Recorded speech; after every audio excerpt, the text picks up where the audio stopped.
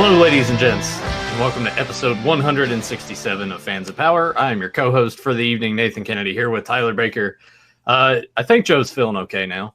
I think he's recouping, he's recovering. He had some stuff going on, as he said last week, so he is not going to be present for this episode.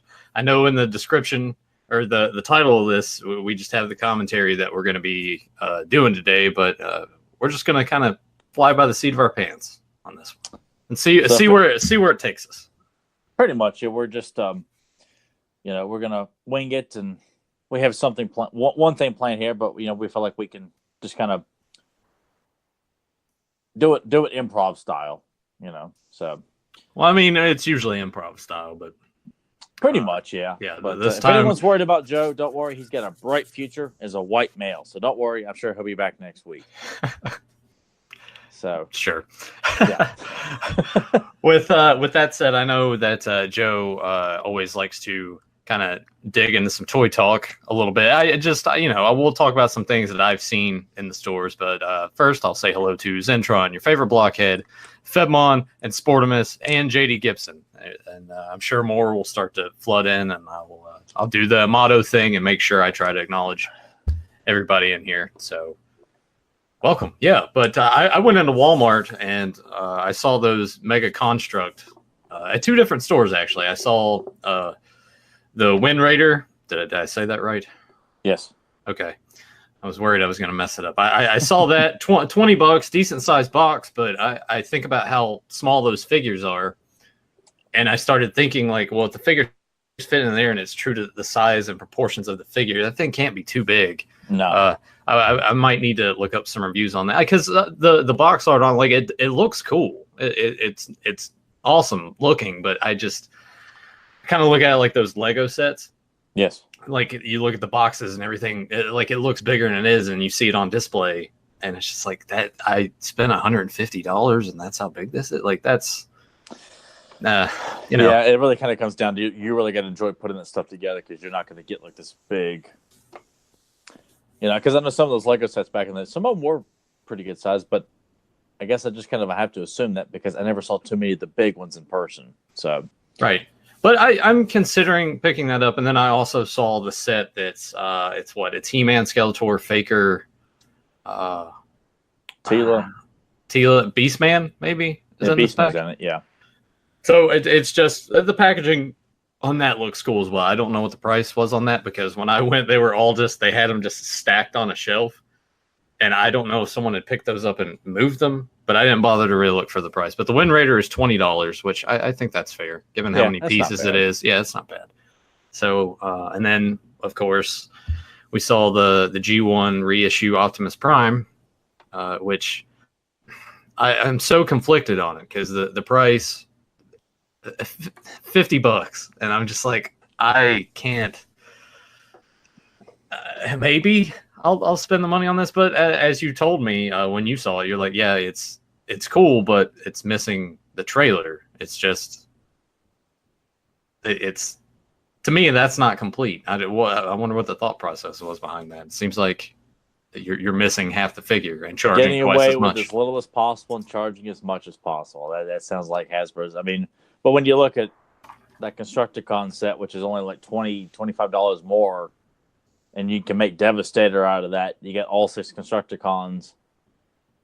That's like, okay, it's expensive, but there's more to it. Right. This is just Optimus by himself, a small version for $50. So yeah. If it's going to be anything like how the Constructicon set was and Starscream was, and especially Hot Rod, because no one bought Hot Rod, they did mark those down. So maybe if we play it smart and wait a couple months, they'll get clearanced. But I don't know. Those things just aren't flying off the shelves. You would think that they would disappear pretty quick, but I guess most of the people already have. If you're a hardcore Transformers fan, I'm sure that they've got multitudes of variations of all those characters from like a G1 throwback to they've done reissues before in the past too. So, but you said Soundwave is going to be coming out soon. Soundwave is supposed to be part of this. I feel like I need to throw down the money for that one. Yeah, I will too. I may have to hit up a MOTU for some lessons on how to be cheap for a week or two, and like how can I How can I get cheaper than I already am here? What can I do to harness the power of the almighty dollar? Dollar Tree. You're gonna have to switch your diet up from turkey burgers to El Monterey burritos. I might have to go on like a thick diet because I have 3 burritos a day for 7 days a week.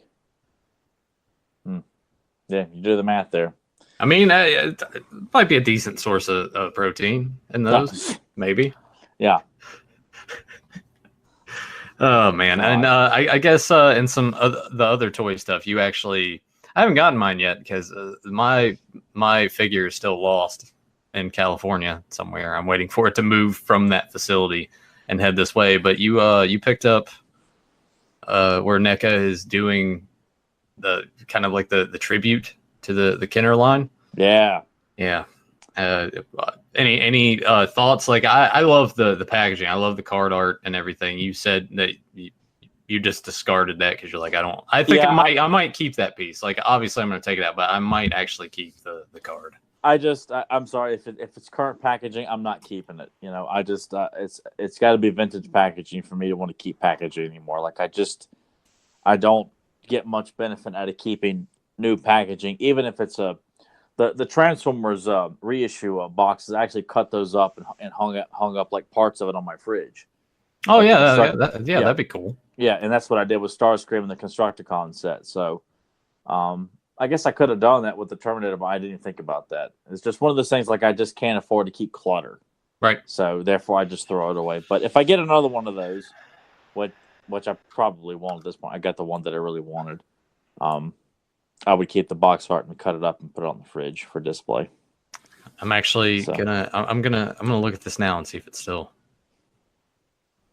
That's maybe they just sent me another one because it's showing here that my package arrived in El Segundo, California last Tuesday, and now there's a notification that the package has left the LA distribution center, which is what it had done the previous Thursday.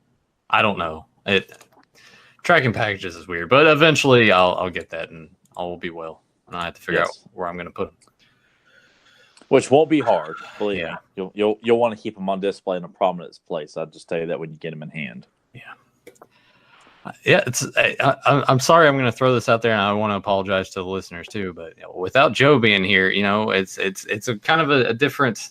I always feel this way whenever he's trying to give you your toy talk. So people who want their toy talk fix, Nathan is trying to fill those shoes. So. Well, here's the thing too. I mean, other than the Mega Constructs figures, I haven't gone back to Hot Topic to see if any of those loyal subjects have shown up. I went a couple weeks ago. Nothing, no hint of anything. I didn't ask. I'm not like Joe. I'm not gonna go and flirt with the girls that are working there like he does. But you don't want to flirt with the ones that are Hot Topic. That's true. You're not wrong. But I'm hoping that they're out there available. I'm hoping some of these guys have been able, if they want them, to snag them up, because that Orko looks cool. And then the Primal Age, the DC figures, those have started showing up at Target. Our Target had them on like an end cap display, so don't go to the NECA section where all the other figures are. Go to where the actual toys themselves, and maybe they'll have an end cap display there too. They didn't look like they had many left. No, I'm kind of curious, like how much was actually on there at one point, or if this was just like they got one case and threw like 7 figures on the peg, and people are like, "Well, I want Batman," because it was Mr. Freeze, Scarecrow, and Aquaman were the 3 that were left. Okay, because I looked at the picture you sent. It was like I all saw was Scarecrow, and I couldn't make out the other one, who happened to be Aquaman, because I would have recognized Mr. Freeze, which is the one I want the most. And they also had the Bat Hound. Yeah, Ace. Yeah. I mean, looks cool, and those would fit perfectly with your vintage. I do want to get Ace so figures. I can put Clan Champ on display with them. That's what I want to do. And reasonably priced. I want to say. The Bat Hound was $20, 15, 20, 15, 20, something like that. Okay. It was reasonable. I was kind of surprised, but not really, because these other figures run you anywhere from 10 to 15, depending on where you go. Hello to Kevin Sharp. Thanks for Kevin, thanks for joining us there, bud. I'm sure he's got some new ideas, or you got some new ideas for him. As a matter of fact, I do. But our commentary is gonna be Orko's Garden from the NYP series. Man, watching this again because I honestly haven't really watched any of the NYP episodes since they were coming on TV 17 years ago now. And I was looking at the episode list, and I kind of stopped right around this time because that's when it was becoming an issue of your reruns, and they're changing the time slots. And I do remember you did watch The Rise of the Snake Man, because I remember you and my brother were making fun of me for a merman dying. I'm like, I'm not pissed off. I'm saying it was awesome, but you guys thought I was being like all Sandy dramatic about it. You're being all dramatic about it. Yeah, but I was like, this is ballsy. This is awesome. Then they're just like, no, we're not actually going to kill him. We didn't have the balls enough to do that. So, but it's coming back to this, and once we get into the commentary here, it's what was what's the general consensus of NYP now? Is it how does it stand with the fandom overall, for the most part? It's pretty well beloved, but I think people like the action and the updates. The stories can be, debated about quality. Like, there was some good stuff, there was a lot of bad stuff, there were some great updates, there were some bad updates. Most of the updates, though, I think were all pretty well received. Though I really can't think of an updated character that, for the most part, Clawful looked great. His voice was terrible. Whiplash looked great. His demeanor was, moronic. Beastman, that was. I mean, like I said, there's a lot of pros and cons to it, but I think overall the show is still well beloved. There's some fans who just swear by that style, and that's it. But overall, I think the show is pretty well beloved. I mean, me and Joe have talked about it like several times, and we still take Filmation over this one in terms of mainly because of the stories. I found the stories to be a lot better. The action, of course, is very, very limited, as we all know. But if you got a better story, I'll take that over the action.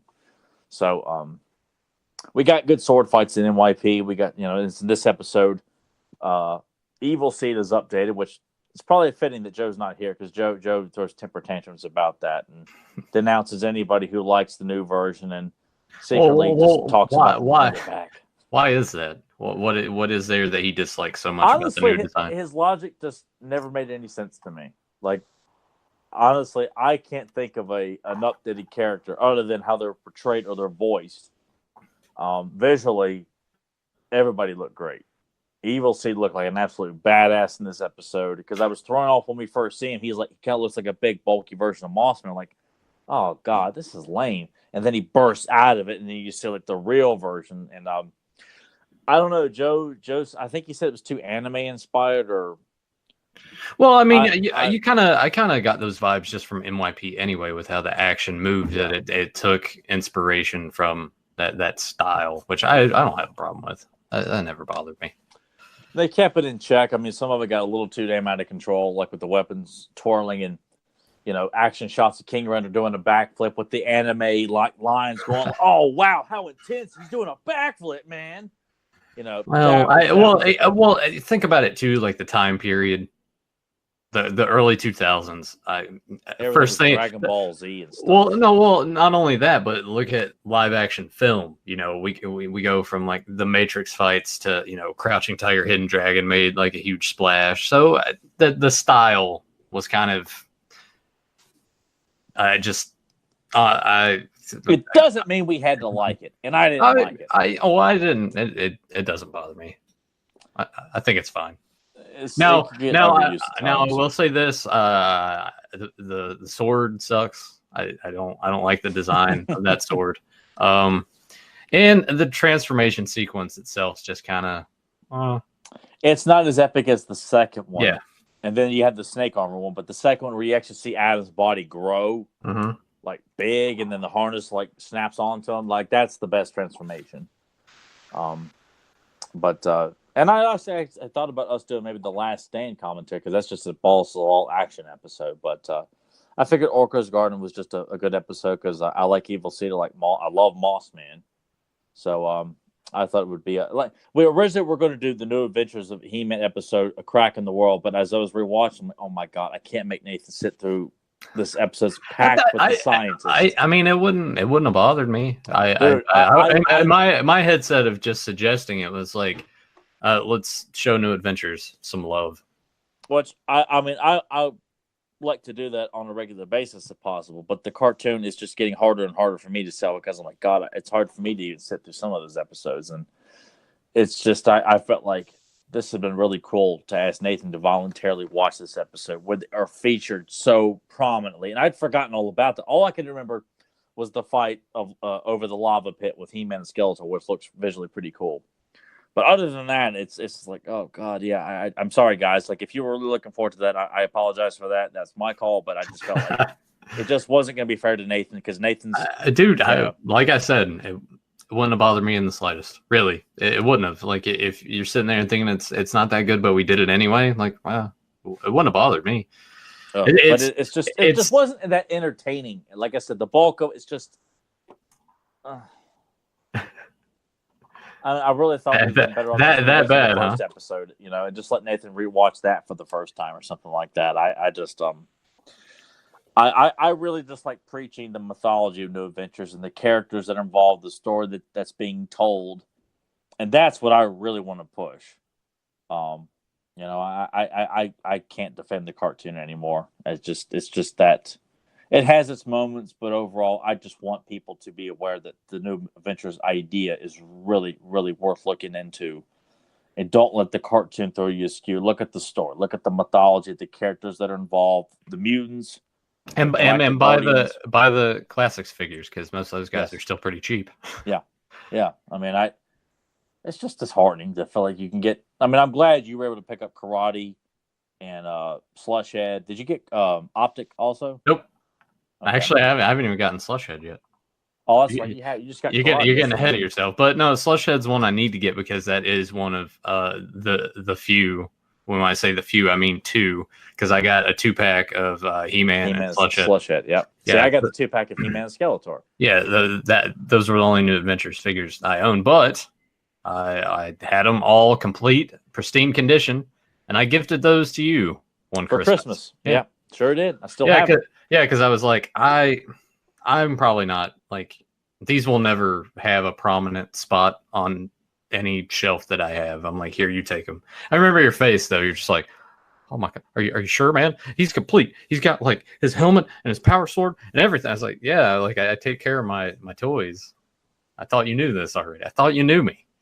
Yeah, but it was just just wasn't expected. It was a Christmas miracle, Yeah.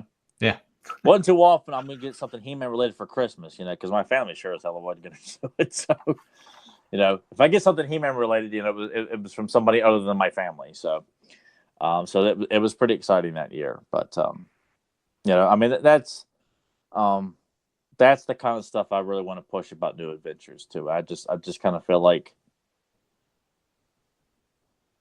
it's just such a hard sell. I kind of feel like I didn't feel that way about when I revisited the show when I finally got it on DVD, even though some of the episodes were not that good. And like I said, when me and Joe did the I forgot what episode it was. It was the big like 4 or 5 part story arc for the battle for Leviton. And Joe was like, "Why the hell did Tyler pick this episode?" And it's just like I was trying to show an example that there's continuity in this show. And that the bad guys win for a while, but like this is just not working. That's kind of feel like if Joe felt that way, like Nathan's gonna be like, dude, what the hell, man? So I not necessarily. When it comes to this stuff, especially being compared to not only you and Joe, but most of the people that we have that listen to us on a weekly basis, especially in the live chat, like when it comes to the knowledge of the property, I am definitely many notches below anybody else. So, if you want to show me New Adventures, we'll sit and we'll watch it. I can give an honest opinion of it. If I didn't like it, then I didn't. Well, my purpose of even being on this podcast is to raise awareness for all the good stuff, because I feel like people just have a very narrow-minded way of thinking that it stops and it begins with He-Man and Skeletor and ends with Trapjaw and Man-at-Arms, and that's about it. You know, for like so many fans. I'm like, okay, if that's it, but I just want to like, there's so much more. You shouldn't just limit yourself to this stuff. You know, that goes for She-Ra, MYP, New Adventures, the live-action film, the mythology in the comics, the Star comics, the MVC Creations comics, all that stuff, you know. So she's in there like, no, she's in there making, I think she's going to make more cookies. It like catches it sometime on here, like her like rustling around in the cabinet. Okay, because I don't hear any of that stuff. Yeah, I'm like, what's going on in there? And you open up the door when you get done, Joe's in there like talking to her. That was really good. Yeah, I'm like, how did he get here? Oh, he just heard the beck and call of free food. Yeah, pretty much. I'm kind of hoping Joe will maybe pop in the chat. I know he said he was just going to take this weekend to just relax and chill. And I know he watched me stream some video games last night, but I was kind of surprised he didn't pop in the chat for the stuff earlier today. Well, we know how demanding our job is. So we do know that, you know, if this was our job, Joe would only work 1 day a week. So it is. You know what? I do. I like it would be awesome if this was our job. Like if I could just do this and just roll in the cash and be like, oh, this is great. I actually just finished watching a documentary on Netflix about, you've heard the Bill Murray stories, like just the random things where he'll pop up in someone's house party. Yeah. Yeah. Whatever. It's pretty much a documentary just based off of these stories, interviewing these actual people. It's like, yeah, there was this band that was going to come play and they pull up with their equipment and Bill Murray's in the back seat and he's bringing in the amps and everything. And he's just hanging out. I feel like that's what I would do. If this took off and we're rich, I'm just going to find a way to make all this portable. I'm just going to go do stuff and just hang out and find people and just do things. That'd be fun. It would be fun, but you know, to feel like we'd be, God, can you imagine like the status that He-Man would have to be in for us to be paid to do this? And the same thing with Beyond Retro with capes and commentaries. Well, hey, you never know. We're with the movie lingering. It may come out at some point, maybe. But I feel like a new version of the show. I think that we're getting to that point again, probably because it's been 16, 17 years since they went back to that. Maybe it's time to. Maybe the movie's the only thing, but I feel like an animated show might be around the corner. How weird would that be if it just like all of a sudden just popped up out of nowhere? Would you be excited about it just because it's back, or is it even if you don't see anything yet? If they're just like, hey, we're bringing this back, what would your initial impression be? Would it automatically just go to, oh no, like what are they gonna do? Or it's their approach. Their approach. All right. Their approach. So, if your approach is to make it dumb, period, like that is to make it silly and not take it seriously and just tell like these goofy ass stories and make Skeletor like steals the show because he's so goofy and funny and wacky and out there, you know, shit like that. Then no, then I just like don't bother. I just it's not an issue of me being the grump and saying it was better back in my day. I'm just tired of. Todd McFarlane said this not too long ago because he was, you know, I don't have much faith in the new Spawn movie, but I was glad to know that somebody else felt the same way. They're like, you know, I'm just like sick and tired of like Marvel movies being nothing but just silly movies that they're not taking the content seriously. He said that's what I want my new Spawn movie to be. It's like the opposite of everything that they're seeing in those movies today. They're not taking Spider-Man seriously. They're not taking Captain America seriously. Everything is done to be silly and just there's no stakes because jokes are being thrown all around. And even though he was trying to compare his version of Spawn to like The Nun and something else reputable and like something that I thought was reputable, but it just kind of felt like, okay, at least there's someone out there that gets it. And I feel like that's the consensus in pop culture entertainment now is everything's done for laughs now. Like serious stuff. If it's on Netflix, you know, you have stuff like that. And not to say everything, but I think something like this. The new She-Ra's on Netflix. Yeah, and it really set the world on fire, didn't it? Here, no, it did exactly what I thought it was going to do. They drummed up all this stuff about it, and then it comes out, and it's just like there's fart in the wind. No one cares. Yeah, and that's where we stand with that. But they need to. Honestly, I feel at this point in time, if we're going to start bringing this stuff back, they really need to find a way to put it in capable hands of the people that know it.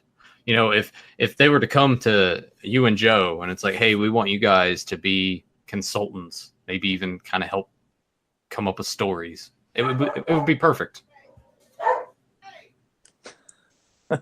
I don't know what's going on, but it would be. Well, I don't understand and I know it's making money and doing what you can, and it's the whole thing of people that like there's job postings like, oh well, you have to have a degree to do this, and it's like, well, if someone knows how to do it, oh, but you don't have the degree. I feel like that's how TV seems to work. It's like, oh well, you're not, you don't have a degree in writing, and you've never had any experience, but you have the knowledge. Yeah. Of the property, so it would be treated right, but that gets passed over. I don't understand that way of thinking. I feel like James Z Talk and a couple of other names, because of their credentials in the community, like James Z Talk is known as like, I always call him like Reverend E Talk because he's like the minister of truth when it comes to He-Man.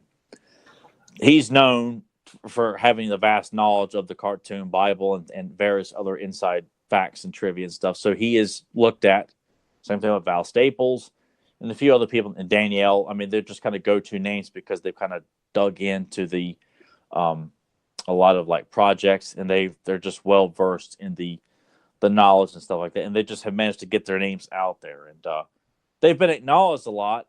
But unfortunately, I kind of felt like with the She-Ra show, like they talked to James about it, but I don't think it was what he thought it was supposed to be. Right. I think he thought it was going to be telling a good story, and then when actually gets up and running, like, this is not what I envisioned you guys were trying to sell me. And that's what I'm going back to is if this ever comes to pass again, they need to go to those guys and you and Joe and come up with that creative collective that you guys can sit here and just like, yes, these are the stories that need to be told. Here's what I would like to see, but it's actually coming from people that actually love it and not just some hollow person. It's like, yeah, it's a paycheck, like, yeah. I don't understand that way of thinking. I never had. I have, and I don't say this, to be like goofy or doing this for,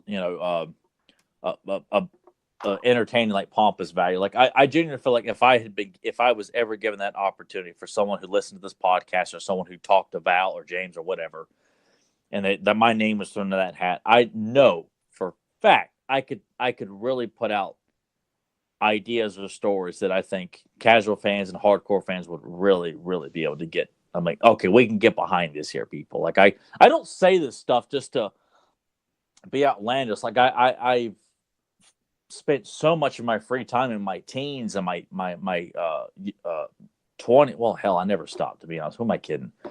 Of coming up with ideas and thoughts of like what would make a great He-Man story, what I would want to see, what I have yet to see, what I want to see more of. All it was just like constantly, along with like Thundercats and G.I. Joe and various other things, like what I would like to see and stuff like that. And I could do a good She-Ra story too, and it wouldn't be just we got to make it cool and make her just a strong female for the sake of saying it's a strong female. No, just make her a kick-ass character. You don't pander and make it sound like, look what I'm doing here, people. I'm speaking for the women here. I'm feminist all the way. Like, no, that's not the point. That's not the point of She-Ra and why she was created. That's just. Yeah, I hate to even go back to this again, but it does remind me of that Ghostbusters film, and where we got the teaser for Ghostbusters 3, right? And Leslie Jones was mad about it, like saying that they're being forgotten about and all this, and trying to make it about something more than what it was. And the whole thing was it was never an issue of it's women Ghostbusters. That was never the thing. It was the quality of the product that was being put out wasn't good. It wasn't good. It was like shit. Yeah, and it was. Yeah. So I don't know. My main point going back to this is I hope that if it ever does come to pass, that whoever's wanting to do this again and is greenlighting it, they need to come to James and Danielle and Val and you and Joe and whoever to actually put it in a spot where these are people that know this. It's not just some random person. I feel like when you put it, the passion would show, it would just burst through the screen. Yeah, and you need people who know. And I've never understood that why. Yeah, they may bring on people as consultants, but they don't really utilize their advice or thoughts or suggestions to it. It's like, well, you know what? That's nice. It's almost like it's just covering their ass for trying to make it look like we're trying to do something that's going to appease people with no real intention of actually following through with it. You know, but I would really like to think. I mean, Mattel doesn't have too many creative ideas in terms of like original product. You know, they license out a lot of stuff like they're currently doing WWE wrestling. I think they're going to look. I think the license for DC is not going to be staying with them much longer. I think another toy that's already gone on to someone else. But I also know that like Star Wars, their deal is kind of ending soon, and I would imagine Mattel would probably try to make a play on that. But at the same time, too, I feel like Star Wars figures just aren't selling like they used to because, well, given the lackluster of Star Wars entertainment right now, it's just not. I think no one can deny it's not living up to what it should be. So that's hurting. I'm quite sure. But I just feel like it's not. It shouldn't be like looked down upon. If you can't come up with something new, go back to things that have made. I mean, well, hell, if they've gotten away with using Barbie and Hot Wheels all these years, why can't they go back and try He-Man again? As if like everybody there is still fixated on 2000X. It's all going to happen again. I think it's time. I do. And when it comes to the movie, man, like I think I said this before somewhere in some comment on Facebook. I just want the movie to come out just so it's done and it's over with. I feel like either way, people are going to be disappointed with it. Someone's not going to be happy with it, but I think the vast majority are not going to be happy with a few people in there who wanted to denounce everybody for hating it as much. Yeah. Internet culture could be good. Internet culture is weird like that. It is, and yet even if it is good and mostly universally loved, there's going to be those handful of people that are still going to shit on it and cause like trouble, and people will start fighting one another, and then it's just like, what's the point of that? If either like it or you don't, like, just whatever. I just don't feel the urge to go out of my way to let everyone know how much I hated Ghost Rider. Like, if it's brought up in conversation, that's fine, but I'm not going to go to social media and. By God, the world needs to know what I think. I did do that for Last Jedi because Nathan suggested you should do it, man. You should go out and just tell them that you thought it sucked. So it wasn't a good movie. It was a terrible film. The two things that I want to bring up from the chat. Fedmon says the 87 movie is free to view on YouTube with ads, but it's on there and it's free. Yeah, there's a couple of. I've seen there's another version too that's like broken up into like 10 parts too. That's available to watch on YouTube for free. And then, kind of tying into what we were kind of just talking about. Let's see. Stagnatar says, "What stories would Tyler tell given the opportunity? Well, what would be? Yeah, well, what are some of the highlights? What are the main things that, like, if you were given the reins, you've thought about it for so long, you're like, this is the one thing, top of the list. This is what I want to do." Without a doubt. What would be the main thing that you would push for, story-wise? I would really like to build up like a really good and highly anticipated feud between He-Man and Skeletor. I mean, to the point where you are constantly prolonging the big sword fight of those two at Castle Grayskull to the point, and give us the sword fight that we should have gotten in the live-action 87 movie. This long sword fight where it's just you got bombastic music playing. They start off on the drawbridge. He-Man's trying to keep them from getting in there. They make it into the Castle Grayskull. They're fighting all over the place, destroying the place, making all the way to the top of the castle. I mean, just something like that. I would want to utilize Clamp Champ and Lizard Man and Cyclone and Mossman a lot more. I would really want to change up Teela's persona. I would start her out with what people know her to be, like the whiny bitch, and that who feels like she deserves the right to be captain of the guard. And I would have her be given the reins. All right, fine. You want to do this? You're so eager to get this? Fine. I'm going to turn it over to you. And someone loses a life at her brash way of thinking, which humbles her and makes her bite her tongue. I would start out like just constantly on Adam's ass, like play up what people know, but make it serve a purpose and not just she's a one-trick pony. Write her as the obnoxious female love interest, supposedly. No, make it legitimate. make it feel like she's on his ass because she feels like Adam doesn't try. I want it. So I'm going to belittle him and embarrass him because he's not even trying. I want it so bad when she's not even thinking about what she's doing. Make her learn. And I would also have her do that as a sorceress as well. Like I would love to explore, much later on, the idea of Adam and Teela getting married, but they'd have to do it in secret. Like that's something I would, that's like everyone ignores that. It's always about King He-Man. Like you guys haven't thought any of this stuff through. But, I would want to do more Granamere stories. I would want to do, more tag team episodes of Buzz Off and Cobra Khan as being like the sole villains of an episode or a story. I would want to bring in the Snake Men and the Horde and the Evil Warriors all in Eternity at the same time. Build up to that. And then have all three of them duking out and the Heroic Warriors are caught in the middle of it. This is all just spitballing stuff. Like I would want to bring in the movie characters. I would want to utilize the Cosmic Key as a plausible device later on. I mean, just so much stuff. I really wouldn't focus too much on origin stuff. I mean, I just kind of feel like I think a lot of characters, they don't need an origin. I would rather not know how they got the way. I don't mind explaining maybe where they came from, but honestly, like you kind of want to have the approach like we did The Fly.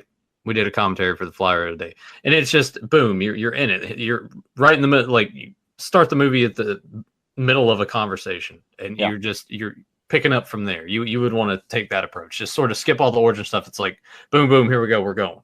Yeah. Right. Okay. Yeah, I really don't think we need to see maybe as like a throwback episode how Adam became He-Man and how he was how it was brought to his attention and everything like that. But other than that, I would rather start out that this feud between He-Man and Skeletor has been going on for a while. Or would you like just do that in the intro? Would that be would that be a better way? I mean, kind of like with Filmation, where they kind of introduce the concept in introduction. Yeah, I think that'd be a great way to do that, and maybe as like a fan like a love letter to the fans, like season 2 or 3, like just randomly thrown in how Adam became He-Man, and leave it at that, and maybe throw in, I would like a one-shot villain for that episode, like bring in Negator as like the first guy Adam took on as He-Man, just as a fun nod to fans. I would want to bring back Shakoti Mask. I would want to explore a little bit more of that. I mean, it's just so much stuff that could be done, and for it to just be Trapjaw, Beastman, Skeletor, Evelyn, and Beastman over and over and over again. Like, no, that's mix it up, people. I mean, you got this whole legion of villains just on this one shelf alone, let alone the Horde and all these other characters too. So, I could go on and on and on about this stuff, and I don't want to waste people's listen time about this stuff. I wanted to toss that out there. That was a good question to ask to tie it in with what we had been talking about, and it shows you exude your passion when you're talking about this is what I would like to do. Yeah, and hopefully, and the tone would be serious. It would be continuously serious, not all broody, moody like Christopher Nolan Dark Knight Rises bullshit. I mean, but, where the content is taken seriously. You're going to feel bad for Adam in these situations. You're going to be excited when he kicks Clawful's ass. You're going to get pumped up when, Ninjor confronts Clampchamp for the first time. You're going to be excited when you see She-Ra show up finally. It would be constant moments of goosebumps. That's what I want fans to get from this. I want fans to have goosebumps and excitement, and they go back and replay it on YouTube again. Or they go back on Netflix and watch it again. Or they're talking about it on social media, like, wasn't this awesome? Or you throw out this nod to Pre-Eternia, like, do you think we'll see the dinosaurs? Like, get people talking all the time, and just people, who are not as well versed, to make them feel like they could jump right in here because they think it's cool. It's to see all these big muscular heroes and villains beating the shit out of each other, but telling a good story in the middle too. I want people to sympathize with Adam and He-Man. I don't want it to be just strictly, he's a cool guy. It's like I want people to be invested in him, and they're not going to feel sorry for Skeletor. None of that gray bad guy bullshit. No. Skeletor will be like he is in the movie, not redeemable. He's a prick and loves what he does, and there will be no explanation for it either. People, no, like, well, I was Adam's half brother. I deserve the throne, buddy. Like, none of that, cowboy bullshit. No. It would be strictly, black arts magic. This guy turned on Hordak and went out on his own, started up his own faction, and has the ambition of conquering the Royal Palace and ultimately Castle Grayskull as well. No explanation, just because he's a prick, man. And there you have it. I got all that out of him. That was good stuff. I've been reading the chat too while you've been talking, and I know there's been some other people that popped in. So hello to Zen Brown, JSP, Grim 2. I can't remember if I got him when he popped in. What was it? Stagnatar, our own Joe Amato is in the chat room. Is that a recovery? Yeah, he's out of recovery. Joe, you still got your catheter in? Yeah, they're already making the jokes. Take that home with you, you pervert. So there that is. So I guess with all this out of the way, shall we watch Orko's Garden? Let's do it. All right. Link is down below, so you guys feel free to click on that and watch along with us. Let me see where I'm at here. I meant to make this its own separate window so I could still look at the chat, but yeah, whatever. We'll roll with it. I can flip back and forth if I have to. All right. All right. On your go, sir. You just give me the cue. 3, 2, 1, action. What were your thoughts on this intro? I remember when some people were pissed off about it, like, oh, they're shitting all over Filmation. I'm like, no, I think it's just a fun nod, and that's it. I mean, it was just like a constant back and forth because we didn't actually see it till The Courage of Adam came out. Like when they played the beginning, the 3-parter as a movie, there was no intro; it just started. So some people were up in arms about this, and I thought, God, you guys just need to chill the hell out. Now, that was back when all you had were just forums, so I didn't participate in that nonsense. So I thought it was fine. As we go along here, I want you to kind of give me your thoughts on voice acting. So, like Prince Adam, everybody that's here at this table, Duncan, Man at Arms. Gary Chalk does an all right job as Yeah. Man at Arms. He's the stoic man. I just blame how he's written in some of his dialogue at times. I feel like he's just not likable. He just a lot of times he's got a stick up his ass. And how do you feel about the ponytail? Ponytail's fine. I don't consider like all hipster like like man bun tail and all that the current stuff that's going on. So I look at it as it's just to change it up a little bit. It looks fine. Buzz Off is great. I loved his voice. I didn't like Rain Man. It's like they were trying too hard to make him sound really dumb. Tila looks hot, but she just played for what she does best, being the bitch.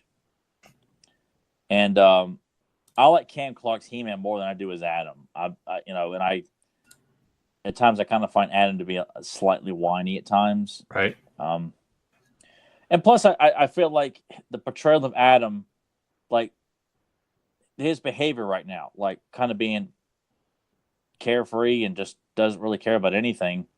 Like right now should be the time where these two, his two confidants, Man at Arms and Orko, they're aware of what's going on. So I kind of feel like that's when he breaks character and actually talks to them. Okay, look, we understand Skeletor's been in this area here. I'm going to venture out with Battle Cat, and we're going to go check this out. Like, you don't see a whole lot of that. There's hints of it at times. But it's just kind of like Prince Adam is kind of portrayed to be the schlub because he really wants to be the schlub until he's like, well, I guess I better go turn into He-Man. I kind of feel like that's not what Prince Adam is. He pretends to be, but in his heart, he really is. Filmation got that right. But in Orko's, it's all right. I just, when you got people saying, "Oh, he sounds like Steve Urkel," and stuff like that too, I'm like, oh God, don't. I don't get that vibe. Really? No, I mean, not really. And plus, Stratus does sound like Sean Connery, but I feel like it makes people feel like they're entitled to make jokes all the time instead of like, okay, yes, there is somebody. Can we move on? Do you guys have to stop and make all these like lame ass jokes? Like, let's just enjoy the show here. So, and this has a Filmation feel to like Orko being given the duty of taking care of the garden because it's a meaningless job right now. Yeah, I definitely got that vibe while watching this episode. It does seem a bit like a throwback to Filmation storytelling. Yeah. I mean, because I could see this being told in Filmation easily. And it's a shame to hear the Evil Sea wasn't brought back in Filmation because this would have been a fun way to bring him back and to introduce Moss Man. But obviously this is set up quite well to bring those two in, so I can't argue with that. What are your thoughts, I guess, kind of on like the coloring, because a lot of it throughout the run seems a little like just murky. Yeah, there are some a lot of Like there are browns. some bright characters along the way, but for the most part, it's a very just subdued. It doesn't seem as like vibrant at all. And I honestly don't feel like it's absolutely necessary, because I feel like if you really brighten it up, I almost feel like that's like a sign of like the tone of the show too. And Right. I think, I mean, their attempt is to tell a serious He-Man show, and sometimes it falls flat. But I think overall, like maintaining that color scheme at least presents itself as like, we're trying to have some maturity to it. Like right here, I mean, like the greenery looks very lush, very pretty. Um, but I mean, like even the villains too, like their color schemes are toned down a bit. Like Too Bad is darker tones of blue and purple. Beastman's darker tones of orange and brown. Trapjaw is darker tones.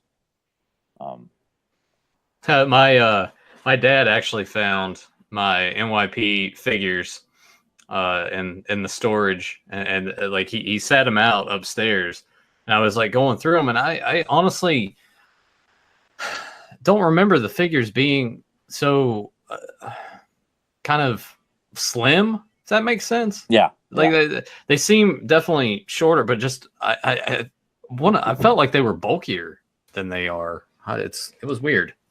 At the time, I remember thinking they were quite bulky, and I thought the updated look, it was still in tone. But you look back at those vintage figures, man. I mean, they're definitely beefier than MYP. And when I heard Evil Seed's voice, I was like, man, that sounds really familiar. Has this guy done other? Oh, obviously, he probably has done other work. But is there any other notable things that he's done? Honestly, I never followed up on which voice actor on the show had done Evil Seed's voice. This was one show that, other than like Gary Chalk, Cam Clark, Brian Dobson, I really just didn't dig deep into wanting to know more about the behind the scenes, because I just, as much as I did enjoy it, and regardless of the problems I had, I just wasn't engrossed enough to really dig into the behind the scenes stuff on this show. And a lot of times it's kind of like that with more current stuff. Like I kind of find that stuff that's a lot older, I'm more intrigued to learn about the behind the scenes.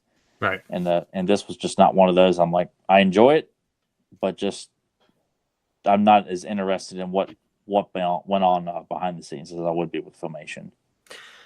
Now, is there a part in this episode that, like, do you ever get sort of tired of Orko kind of messed up again? Like, does that ever? I've always gotten tired of that, and Yeah. that would be something I would like completely cut out if I was given like any kind of like duty to write an episode. Like I would never ever write Orko as someone who's just an idiot. I don't like that. He's a lovable character, a very likable character. It all comes down to writing, and that's what it really does. It's no different than comic books. If you want to have Spider-Man beat the hell out of the Hulk, you can do that. Even if people would argue that wouldn't happen. Well, if I write it, it can. And which he has. but with this, I would not write Orko as just like, oh look, he's at it again here, people. No, I would make him Adam's best friend. Aside from Man at Arms, like, whereas Man at Arms is the more stoic, wiser buddy to Adam, Orko would be like someone he can relate to on the same age level, so to speak. That they grew up together, and that they could really talk to each other is like you and I would. Okay. Yeah.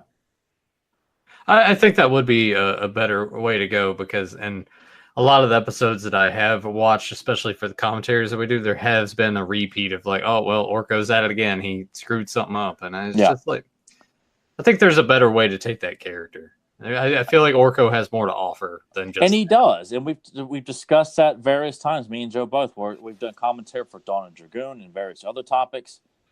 And it's just people are just not taking time to write a character like that frequently the way he should be. And here's the epic reel. Boom!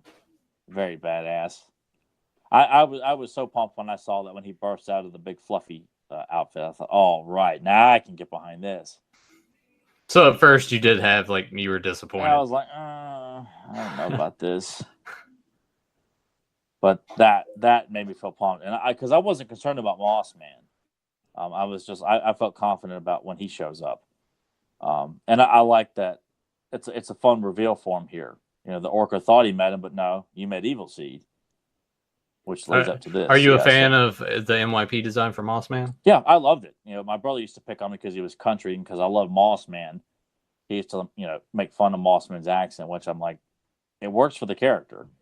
I don't see it as like, it doesn't come off like super Southern. It's just, it's a bit of a Southern. He's kind of got like I guess like a sort of a cowboy way about him.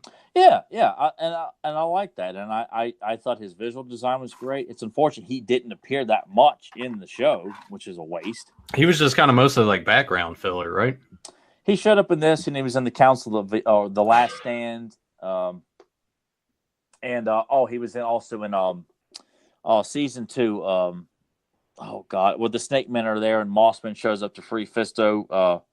Manny faces and Adam.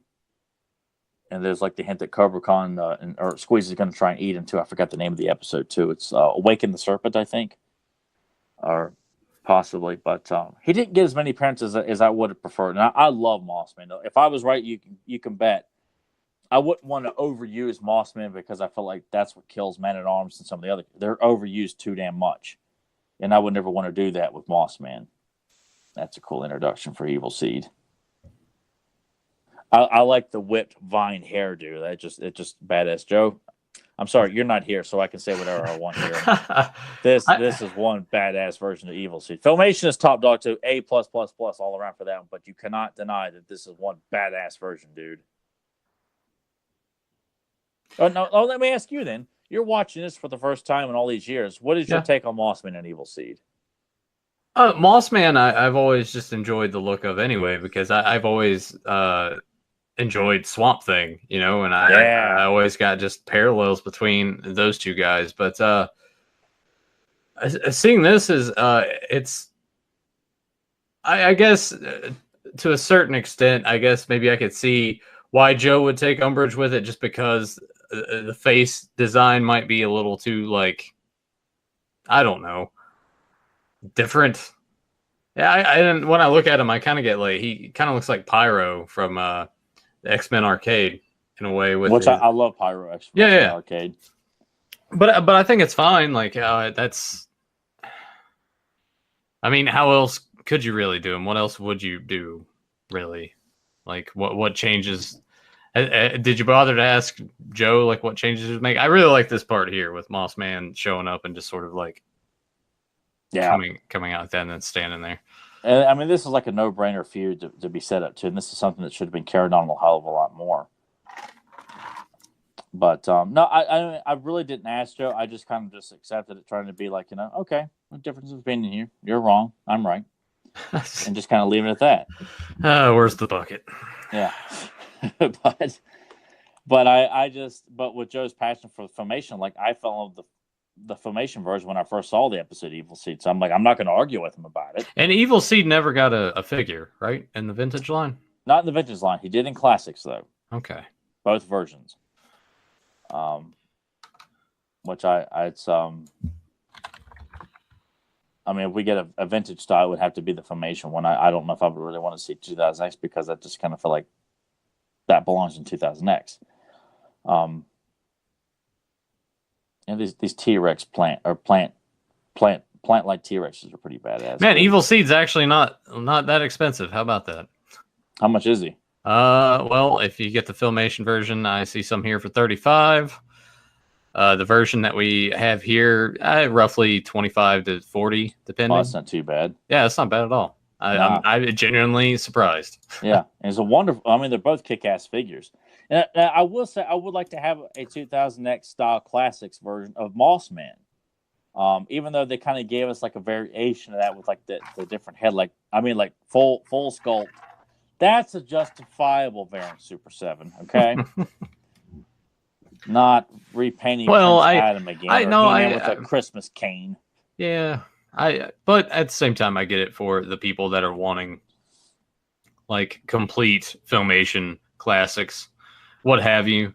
you know, if they're more accurate to the show. I get it. But for, you know, someone or some collectors that have the vast majority of them, you're like, all right, this is not enough of a difference to warrant me wanting to spend the extra money for this. No, and I'm not going to.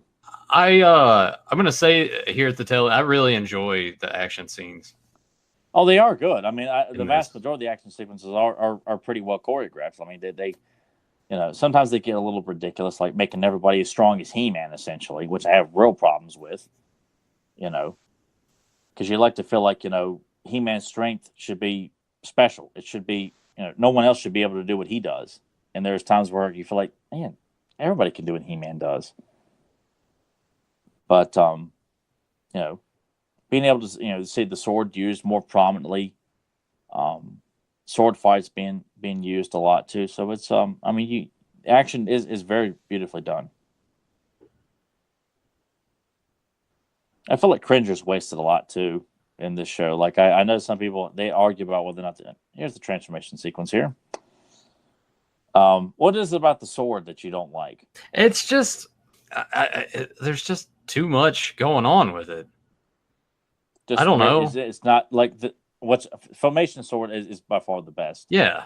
But because it has a very simplistic design. It's sleek. Yeah. This just seems like there's just too much. At least there was. I mean, like, you know, I didn't know if you knew this or not, and I know a lot of 2000X fans know this, but that sword was designed to be the fill-in sword for He-Man, because Skeletor had the two halves of the power sword, and the story like the Horsemen had come up with, that the heroic warriors are on the run, so Man-at-Arms comes up with this new sword to kind of fill the gap until they can get the two halves of the power sword back. I mean, that makes sense in that regard, yeah. But Mattel liked it so much, they decided, we want that to be the power sword. Like, okay, so there you go. Yeah. But I mean, I'm in agreement. Like, I mean, it works all right for the show, but it's not. It doesn't get me pumped, you know, like the way the Filmation sword and the live action movie sword does. Like, it's not. But and hell, the new Adventures of He-Man sword's badass, and it's simple too. Goes back to the old ad, the thing that we've been saying so much of the past few weeks. Less is more. Less is definitely more. Because some people don't know when to quit. If you give them like the free range of the air, throw in as much as you want. They don't know when to stop.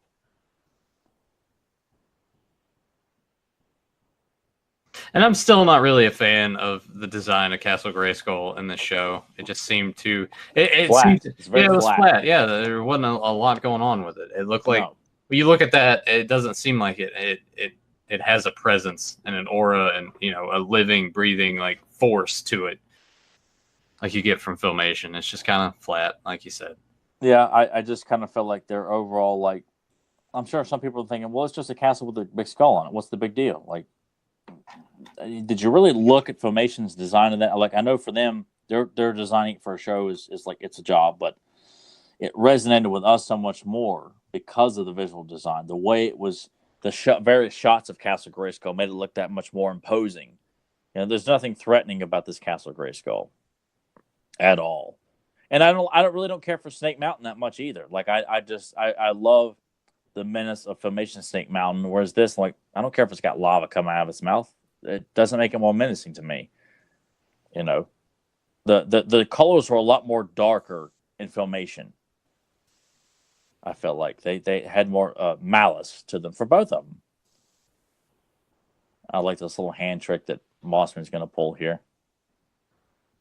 Oh yeah, where he kind of just grows the blades out of it. Yeah, it's pretty badass. And this action sequence with like this Hydra made out of weeds is a very cool idea. It's cool, and I like the fact that when they chop them all down, and then two more grow in its place. Yeah, classic Hydra mythology here.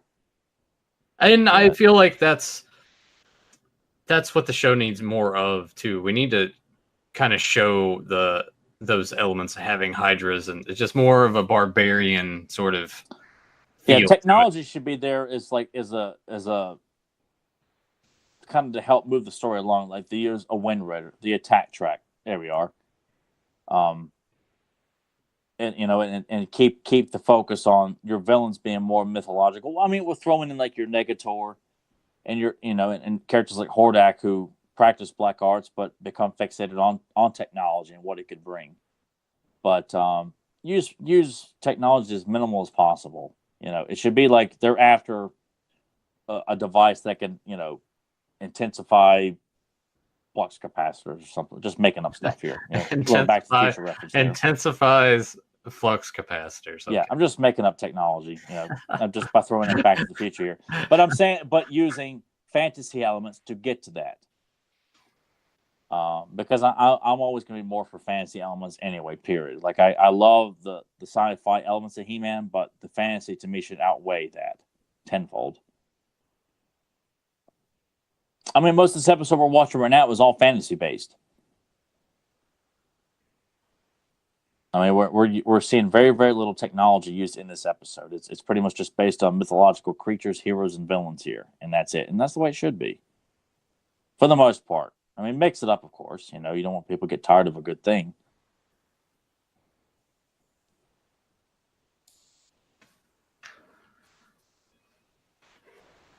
And the battle is over here, people. Mossman looking all stoic.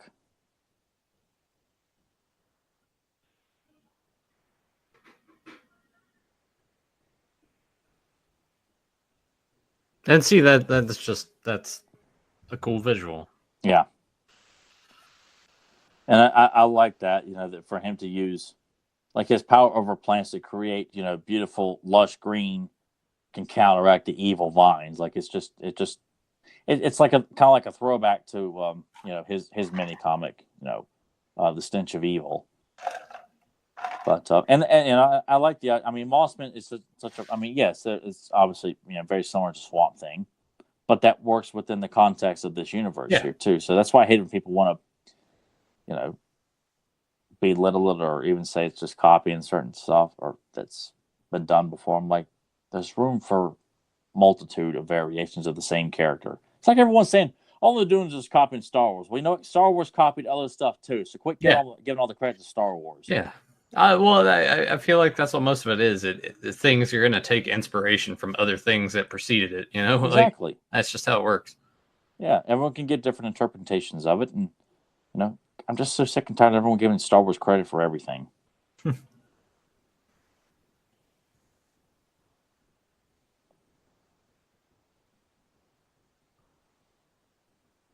No, it's a really cool design. I like this design for Mossman. Yeah, just a very, very, and this is the kind of portrayal I really want to. At a Filmation, we just didn't get that. We just got a very flat line interpretation of Mossman. Like visually, he was okay, but I mean, this by far, I'm like, this is where I would say the update was better than the Filmation design, even though it was more closer to the toy. But they gave him so much more to do in terms of like, this is what we would expect from Mossman. Someone who's very, very helpful, ready for action, and resides in the forest and stuff like that. But I also feel like he wouldn't be someone that you'd only come across. Okay, we're writing a story where He-Man has to go through the woods, so therefore he'll encounter Mossman. Like I like to think of Mossman as someone who would be at the Royal Palace, hanging out with everybody. But also when he's not there, he is in the forest. He's in the swamps. He's in anywhere that there's greenery all over the place. And it's a nice touch here that they kept on like the moral stuff at the end. Like, oh, hey. Yeah, and a lot of these morals they were not included with the original run of the show. Like when these aired, like there was no moral. Like it just ended. At least here in the States, I don't know if it was any different for Canada or anywhere else, but they had done all these morals and just didn't include them until DVD release. But that's our commentary for Orko's Garden. Did you? Was it a decent choice for you? Yeah, no, it was fun. I liked it. I still throw that out there that, if we would have done the New Adventures episode, I would have been fine with that as well. All right. I will make an effort that the next time we have another opportunity to do that, then I will I'll pick a New Adventures episode and hope to God the scientists are not used frequently in it. God. Well, I guess with the commentary out of the way before we lead towards wrapping up, we're going to open it up to you guys. We're going to open up the floor you throw out some stuff you want us to discuss. We would do the questions thing like we always do because we've already been going close to an hour, so we're hitting that stride. We're hitting that mark. Yeah. See, Joe, we know we could do it without you. I'm sure he was probably laughing like they won't be able to do it without me. And when Tyler says that, I'm just sitting there like, maybe we should make the episode just a little bit shorter or something. I don't know. Because it's always me. I'm the one that worries about it more than these guys do. Nah, that's why I really don't stress too much about what we talk about. Because if you give us the go, we can keep it going. But I just want people, to be entertained and that the ones who listen to us each week or every so often, that if they pick this episode to listen to, they got some entertainment value out of it. I don't want people to like, man, that was a clunker episode, but I'm sure we probably have had some stinkers. Well, I gotta figure out some more stuff to maybe just put for the title of this one. Maybe just be like Tyler's He-Man. I don't know, because we talked about your ideas for a new show. I need to find a way to just maybe work that into the title. But here we go. Sportimus says, what do you think of the 2000X Skeletor? What is your opinion overall? I thought it was great. I liked him a lot.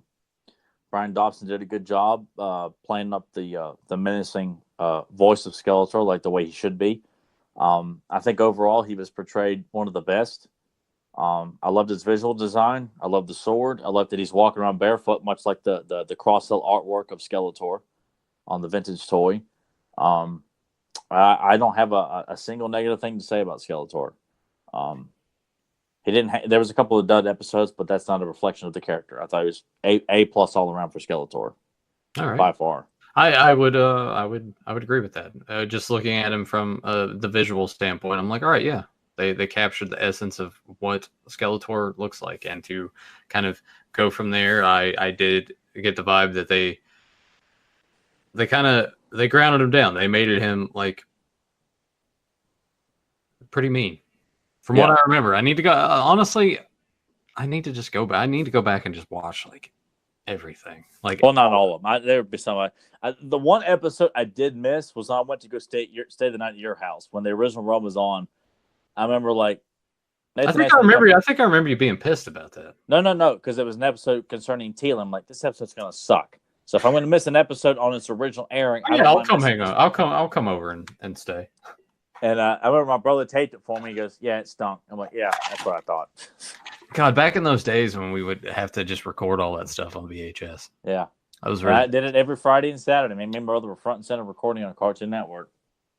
What 2000X characters do you wish made it to toy form? Clamp Champ we got in stacks, and so that was close enough to it. Ninjor, Scareglow. From the original toy line, I'd have to go with those two. Extendor would have been badass.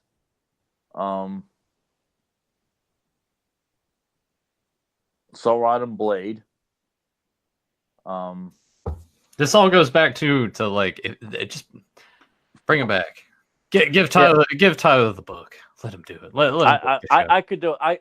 I could book a good season with a lot of good ideas.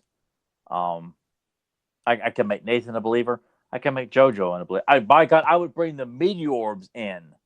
I would make that a 2-part episode. I would make and give them a prominent role. I'd make the Rock Warriors a prominent role. The Rock Warriors would have been great to see in MYP and the Meteorbs. There you go, wholeheartedly.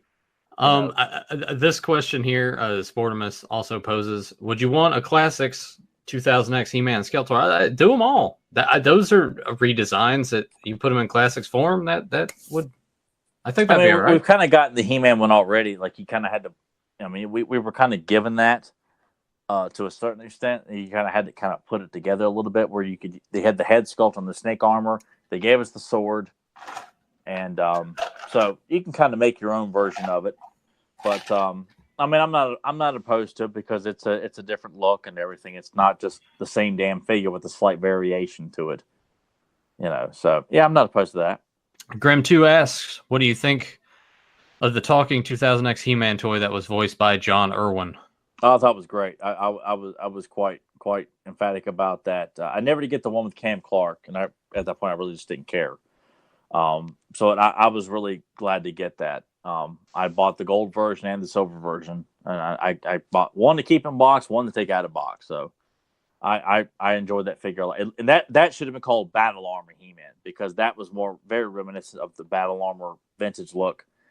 And I was like, well, Battle sounds fine, but that looks more like Battle Armor to me. But great figure. And the guys now are kind of talking about the guy that voiced Evil Seed in this episode, trying to figure out and pinpoint what other stuff he did. I kind of honestly got like a Cobra Commander vibe from him. Yeah, in the tone of voice. He does channel some Chris Latta for sure. Yeah. Your favorite blockhead says Nathan do Vince. Evil Seed's got him by the throat. He's gonna puke. Oh no, the Evil Seed sat on his face. There you go. Oh man, is that what I'm supposed to just say now? Yeah, say Evil Seed sat on his face. Evil Seed sat on his face. He's got a puke. I'm glad that other people are starting to appreciate the Vince voice. Yeah, that's a great quote too. Like if we do all this talk, if we were ever popular enough to warrant actually selling like merchandise, like a T-shirt that says "He sat on his face," like that. And it's honestly just like the pixelated version of Andre from WrestleMania Challenge, like sitting on Beefcake. It has to be Beefcake. Yeah, because Beefcake. And that's where we got it from, because we played that. I was over at Nathan's house and we played that, and he was doing commentary during, and I just sat in the floor laughing hysterically. He's like, "He sat on his face." Just. Oh man, Zen Brown says I would have liked to have seen Karg on NYP. Yeah, hell yeah. All the movie guys. I love to see Gwildor, Blade, Sorod, Karg, hell, even Lubick. Worked Lubick in as, like an attorney and advisor or royal guardsman, something like that, commander. That was a lot of stuff from the movie I would love to have seen incorporated in. Blockhead says, Tyler, a different storyline for Blast Attack? I would have made Blast Attack officially a member of the Snake Man, because I just not because that's how I was introduced to the character, but I feel like the Snake Man, to have something that's not an actual Snake Man in their ranks, like a suicide bomber, essentially, like a guy that goes into battle and is programmed that when he's either commanded to, or when he kind of realizes, hey, I'm at a tight situation, blows himself up. I feel like the Snake Men, they expect their followers to die in their service, almost kind of like Thulsa Doom. That's how it portrayed the Snake Men. It's much like how Thulsa Doom is in Conan the Barbarian. Blast Attack would be a robot that will blow itself up in service of King Hiss. So therefore, that would be. He feels like we should have some technology amongst our arsenal. We need a suicide bomber, like someone who would be willing to sacrifice himself over and over and over again for us to be advantageous. And they come up with Blast Attack. Seriously, I hope someone listens to this. It's like, you know what? He's got some good ideas. Let's bring him on. I know. I'd love to do it. I do it for free. Hitchhikers. Well, pick them up. Yeah, pick them up. Yeah. Just me and Nathan just ho-homing, just on our way to Mattel to give our pitch to He-Man. Yeah. Nathan's just there to be my yes man. Yep. Yeah. I couldn't agree more. Yeah, we're just driving to Mattel headquarters in the shaggin' wagon. Yeah. Mock. Yeah. Ing. Yeah. Bird. Yeah. Yeah. Yeah. All right. Sportimus asks, have you read what was planned for 2000X Season 3, and what do you think of it if you did? Sorry, I kind of stumbled on that for a second. That's all right. I read that. I thought it was an interesting idea to bring the Horde in and make the He-Man. The Heroic Warriors like renegades on the run. The He-Man. The He-Man. I like that idea. We'd gotten Clamp Champ because he was set for Season 3 and was supposed to fill in the role for Snake Man at Arms. Oh boy, I just never understood that dumbass idea of thing. It's so tragic. He's a Snake Man and we're gonna bring him back though, but it's tragic because he's a Snake Man. Like, no, who gives a shit? It's a dumbass idea. But if it brought Clan Champion, so be it. But I thought the idea of kind of bringing in the Horde, permitting they don't do what they did with the Snake Men and make them a threat in the first 2 episodes. Okay, well, now we're back to normal now. They're no longer a threat. We're back in charge now. Like, the Horde would have to be in control for the vast majority of the season there. But good idea. They're like, hey, you should bring Emily in here and have her give her thoughts on things that were discussed. She'd just be like, what? What's a He-Man? No, she actually watched the episode with me. She's actually she's a fan of Orko, but she kind of makes fun of Orko at the same time. What? In the same regards of like, oh, there he goes, screwing everything up again. Oh, you need to show her Filmation Orko. That's what you need to show her. Let's see what else we got. Come on, people, throw it at us here. Yeah, give us all you got here. Blockhead is suggesting for the chat. How about like a Master of the Universe UFC? Like take the Evil Horde, Snake Man, Skeletor, Sandman in a cage, but different weight classes. I feel a sneeze coming on, and let's see. Like, how would you feel about that if you paired them off based off of weight? I don't like UFC, but I mean, if that was the case, you'd have to put like Whiplash. I guess like Grizzlord would be a heavyweight. Too Bad would be a heavyweight. Whiplash, Beastman, Leech. Yeah, it's kind of something like that. Yeah. See, I don't mind UFC. It's just and it's definitely sort of waned a bit in its popularity. Like it has. But the main turnoff for me is just its fan base. Oh, that's a big sore spot for me. Well, the main thing is they talk a lot of shit about how great UFC is, but at the same time too, they like to just shit all over pro wrestling all the time. And it's like, I get it. How many times you have to tell me that's fake? I've known this practically my entire life. So is everything you've seen in the movies. But you know what? You still find that entertaining. That's predetermined too. We all know who's going to win or lose at the end of this movie, don't we? Yeah. Why is wrestling worse? I will say it's worse based on how you book it. Same thing with the movie. You book a bad movie, like the bad ending, it sucks. Same thing with wrestling. It just they're delusional, you know. 2 more questions here. Sportimus says, "What are your thoughts on the fan-made Faker movie?" I'm super pumped for it, and Deuce and James need to get it together so we can, see the whole damn thing. And by the way, I better see a cameo by Lizardman somewhere in there. I don't care if you have to do like in Fight Club and like Brad Pitt flashes images of penises and films. Just flash an image of Lizardman somewhere in the film there. I don't care. Just splice it. Yeah, just splice Filmation Lizardman. Just like a split second. Just let Tyler know that it's in there. That way he can watch it and think that he saw something, pause it, and all that stuff. Yeah. Zentron says, "Well, what would you like to see of a new She-Ra show?" I feel like we may have touched on this before, but what would you have done? I scrapped the whole damn thing and fired the whole cast there. Cast crew. No. I'm saying what stories would you want to tell with She-Ra? You kind of touched on it earlier. We talked mostly about Masters, but if they're like, here, we can't give you He-Man, but you can do She-Ra. What would you do with She-Ra? Oh God, I have a field day with She-Ra. I would really build up like her brainwashing and why she. Because, I mean, you want to build up, I'm not going to have her leave the Fright Zone. I'm going to have this girl spend her entire life in the Fright Zone, just like it's hinted at in Filmation. So that way, when she does venture out and about, she has a very skewed mindset as to, all these tax evaders, all these people that are, rebelling against us. Who the hell are they? And to have, a gradual process of her realizing, much like in Filmation, too. But that would be the focus of it. And it would be, really had to, and I did not watch the Netflix show, so I don't care what they attempted to do and failed at, or they attempted to do and you liked it or whatever.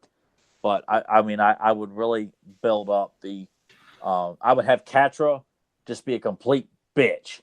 I mean, and really like from day one wants the Force captain position.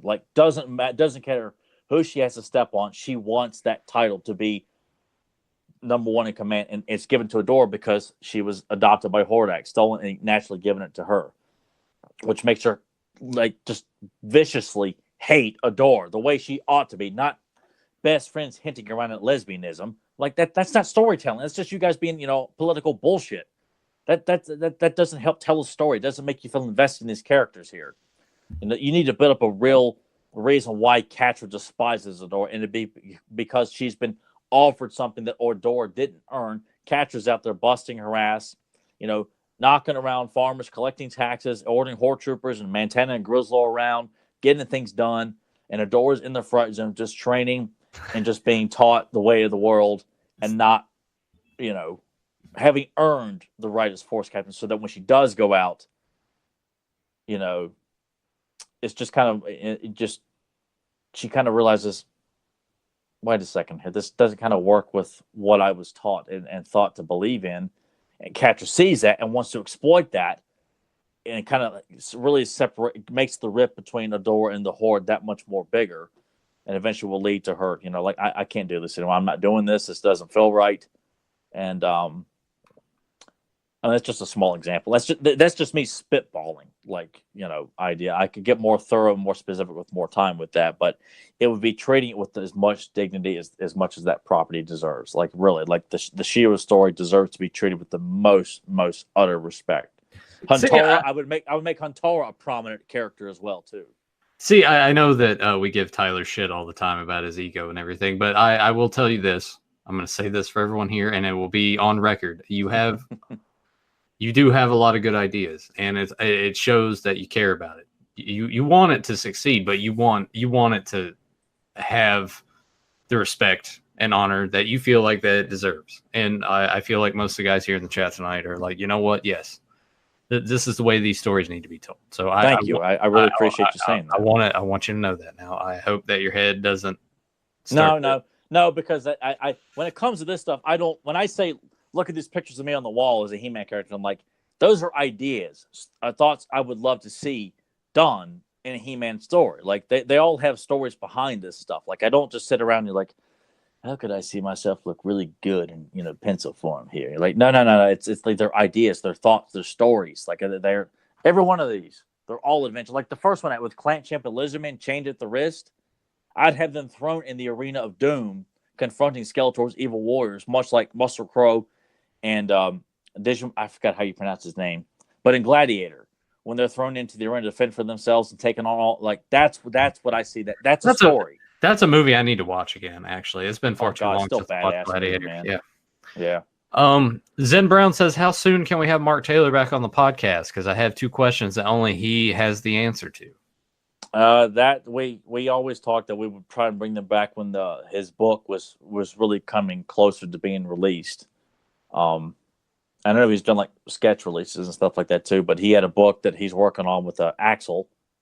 And once we got more info about that from Rebecca, plus as of right now, Mark's been in the hospital recently. Right. We just found out, so we're praying for a speedy recovery for him. But we definitely have intentions of bringing him and Rebecca back to discuss more about their work and allow listeners like you to ask your questions. What was that face you just made? Sorry. I look over to the side and you're like, no, Blockhead said the Super Bowl will not be worth watching. Do a MOTU Super Bowl fans of power. And he said that, and I had to look, and I'm like, great, the Patriots made it again, didn't they? And I looked, I'm like, oh, marvelous. Fuck. And that's why I don't really like football anymore. Let's see. Would you make Huntara wheelchair bound small person for greater diversity? Hell no. There would be no agenda bullshit on. That's where She-Ra made the huge misstep. You put it in hands of people that want to, instead of tell good stories, they want to like force an agenda. And once you do that, it's lost, because at the end of the day, it's a cartoon that's meant for kids, technically. Obviously all eyes from people that grew up and are still fans and keeping it alive today, they're going to be locked in on it. At the end of the day, it's for kids. You don't need to throw all that shit in there. You just don't. There's no reason for it. There's no room for that kind of stuff. Like, leave that out. Just make it pure fun entertainment. Nothing else, nothing more. That tells good stories. I should say that as well. But yeah, there we go. I just wanted to throw Sportum says, is there like a time frame of when the Mark Taylor book is Like, No. I mean, we just based on what we talked to him last, like we thought it would probably be out this past August, but we haven't heard anything else about that. Along with, like, William Stout had planned to publish a book with all his unreleased artwork for the live action movie. We haven't heard anything more about that too, or what the process with that is too. So, Joe's pretty close with Rebecca too. So I'm sure if we hear something more about that, then we'll try and make it work. Because they had a good time with us. The creator of He-Man and his wife, who was a very prominent role in that too, had a great time talking to us. It was pretty damn good. Yeah, I'm hoping that when any of these guys return and come back, I mean, obviously I'll be here for it, but hopefully we can make that happen sooner or later. What is the book about exactly? Pretty much his take on like his ideas of what he wanted He-Man to be. And he also has like a very very specific idea of the story that he wanted to tell involving He-Man and Skeletor, the use of magic. Like, he had stories and thoughts, and he hired Axel to kind of help illustrate some of that stuff in the book. Like, he did the cover work, but there's also going to be like a couple of illustrations throughout the book, like for the stories and stuff. And on that episode, he threw out a couple of ideas. Like, he felt like magic was only going to be used by evil. And that, like the heroes, like the heroic warriors, they don't use magic. Skeletor uses magic. Tila kind of promotes the use of magic, and He-Man kind of denounces her for that. So interesting ideas and concepts. Like, he didn't like the take that He-Man took that Mattel spun it in, even though obviously the vast majority of us did love it. But I'm like desperate to hear what he had in mind for He-Man, and I think that's what the book is really supposed to be based on. Right on. I see here PowerCon 2019 and exclamation. Has there been any announcements on PowerCon? It's going to be in Anaheim, California, August 17th and the 18th. Okay. Yeah. Now, is this because they used to be in Los Angeles, correct? Mm-hmm. All right. So this is a new venue, new space. Yep. I can't remember if we sort of talked to Val about this sort of off the air when you and I talked to him, but with it being in California, do you think that maybe it would do better if it was somewhere else, maybe possibly over here on the East Coast instead? He tried it once and it failed because just not ticket sales justified making it, plus having to fly. Because most of these people who worked on him, they all live out in California. So that's why it was so much easier to have it there, and everyone is either driving it or maybe a small flight, whereas having it here, they all had to fly because he was going to have it in New York. And it got canceled before it really got going. I suspect a potential invite to you and Joe, maybe. Oh yeah, it's already been said, but when he puts it right when the students come back to campus. All right, that's exactly. it. I guess I'm flying out to Anaheim. I will represent Fans of Power, and they'll be like, "What are you doing here?" I'm like, "Hey man, I'm just here." Hey, I'm on the podcast, man. I'm the longest running He-Man podcast going on. What do you do? I just show up sometimes. I'm like, yeah, that was cool. Yeah. I mean, I would love to go, but like when he told me, it was like, God, that's just like when the students come back, man. Like that, it's just like it can't be a little bit earlier in August. It can't be in, any other time. It's like, no, we're going to have it around the same time we did last year. Remember when you couldn't make it then? We're having it again around that time. You know what? You just need to tell your work. You'll be like, hey, I get someone to cover for me for 3 days. Well, because it's mostly a weekend thing too, right? It's a weekend thing, but what bothers me too about that is to make the flight all the way out to California, get used to the time change, and then have to leave on Sunday to get back. I think you know what? I think we should do it. I think we should do it. It'd be fun. I'll go. I'll put on the paper mask. I'll be Joe Amato. People are like, yeah, you sound different. I'm like, yeah, I got a cold, but I didn't. Hey, but I'm real cheap though. Like I didn't bring my hot sauce. You just make sure that I have like some McDonald's on me at all times, and we'll be fine. Yeah, he was too cheap to pay for the room. He was too proud for me to pay for his desk, so he's sleeping out in the hallway. Sleeping in the. I brought a tent. I'm in the parking lot. Yeah. Cardboard box and just he customized it. Well, that's the thing. You know what? If Joe would be willing to go, I feel like I would pay for his way to go, and I know he wouldn't do that at all. So it's never God, Joe would actually pull a knife out on you for that. Yeah, how dare you want to pay for me to have a good time? Yeah, he wouldn't even send his goons after me. He would just do it himself right then and there. Yeah, that's when the mob boss decides I'll handle this personally. But yes, it would be awesome to go. But I mean, like when I miss work and it's due to like viral illness, I'm in bed throwing up. I'm getting calls from my boss and other people. Hey, how do we do this? How do we do that? Well, you just gotta let them do it, man. We'll be at PowerCon. I cannot. That's the thing. I cannot stay at home and throw up peacefully without being pestered because I'm the only one that does my job, and it's hard to explain that to people. Now I can see. Now I can see you just sitting on the floor and like you're in front of the toilet and you're just like projectile vomiting. It's like getting all over the toilet, like, getting all over the floor, and like, oh, I gotta clean this, and your phone's going off. You're getting the phone calls, and you put it on speakerphone. It's like, hey man, how do you do that? And you're like, well, yeah, what's happened. It's not fun to feel like you're trying to recover and you can't recover because you're trying to make orders for people who don't know what the hell they're doing. Hey, we're already getting people in the chat. It's like, you guys need to do it. I know we need to do it. Plus, too, it's a big financial endeavor as well, too. Like, people could toss on all you want to pay for a flight to California, round back and forth, to pay for lodging and have money to run around with. Because I don't want to walk around there like, I would love to buy that Fright Fighter, but I got a moth in my wallet. You don't want to be destitute when you go to something like this. It's going to cost a lot of money. Nathan's all right with it. I'm on a single income here. So, it takes a lot of, money to do something like that. And I know Val's like, come on, you just do it. I'm like, okay, give me a credit card. No big deal. Yeah, it's really, really hard to do that. Like, yes, I've always fantasized about going to PowerCon. Because I would love to meet Val and Danielle, and to finally meet Axel after all these years too would be a real treat. And to meet all the people who've worked on the Filmation show or the live action movie. It would be an absolute blast. And Val also said that you could kind of like have a panel too, right? Yeah, that was something he had planned for like this past year. He was going to have like a podcasting panel. He was going to have, he threw Joe in, but Joe gave him the finger.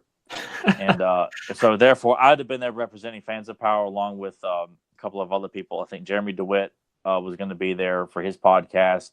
Danielle was going to be like a moderator for it, and probably Masters Cast was going to be represented there too. And we'd just be asked, it's hard to say what they would ask us. I mean, we could go. I could take a laptop and you and I can just like do podcasts from the hotel room. I don't know. I think it'd be fun. It would. I mean, don't get me wrong. It would be fun. Like going with Nathan, like it would be an absolute blast. Like I think we may have to be signing autographs the whole time at the hotel. Oh, yeah. We'd have to. Yeah, right. We have to be beating the groupies out. Like, sorry, girls, we got to go to bed here. Oh, they'd be like screaming at us when we get off the airplane. Like Beatlemania. Yeah. People throwing their panties at us and their ring keys and stuff like that. No. And then I look over like, oh my god, this pair of underwear's got a skid mark in it. Well, yeah, Blockhead's already like, hey, you need to sell those He Sat on His Face shirts. I agree. I think we need to get the pixelated Andre sitting on Beefcake and have He Sat on His Face. Yeah, we need to get with Joe, come up with designs, put all that stuff on Joe's thing, and Howard, you know what? We need to stop relying on Joe because unless you people light a fire under his ass. We're not going to get any of this stuff. We can't get Joe to promote our stuff, let alone make you stuff to buy. So, what we need you all. I need to get better at Photoshop or something. Yeah, because Joe's gonna say, "Well, I forgot, guys. I was too busy hanging out in the street." Hey, smack him, yak him. Oh, hey, don't be mean to Joe. Don't be mean to Joe. He's recovering. Be nice to Joe. But it makes Joe part of the show. Anyway, Nathan's trying to see. No, he's doing what Joe does. Joe likes to burst my bubble, so Nathan's doing it right now too. Yeah. So Joe's spirit is living. I gotta balance it out. Yes. The movie quote from Zentron. It's a squab. Here, birdie. The Crow. Is it? Zentron, you follow up with that. That might sound about right. It could be for something else too. Sorry, looking at the chat. Tyler, use this time to train somebody before PowerCon. That way you can make the money to go. I'm not licensed to train. You don't have to be, man. You just show yes, them. you Like, do. hey, Yes, you. I'll make you. Well, I mean, yes, I could do that. I tried to do that with Nathan. He had like an allergic reaction the second day, so I never got him in the gym. Yeah, again. dude. You know what? You're full of shit. When You told me your left pec swole up. Like, what the hell did you do? It was sore. It was but you went and did bench again the next day. I'm like, you don't do that. You overworked me, and then how many miles did we run that day? We ran 2 miles, and then I went to work like that night and went to go lift bench again the next day, which you don't do. And your girlfriend at the time told me you had an allergic reaction. Like he like no, no. It was just really sore. Like, yeah, it swelled up a little bit, but I was sore. Like, I was super sore. Zentra, you were right. To be sore. Hey, you're right. You got it. It's the crow.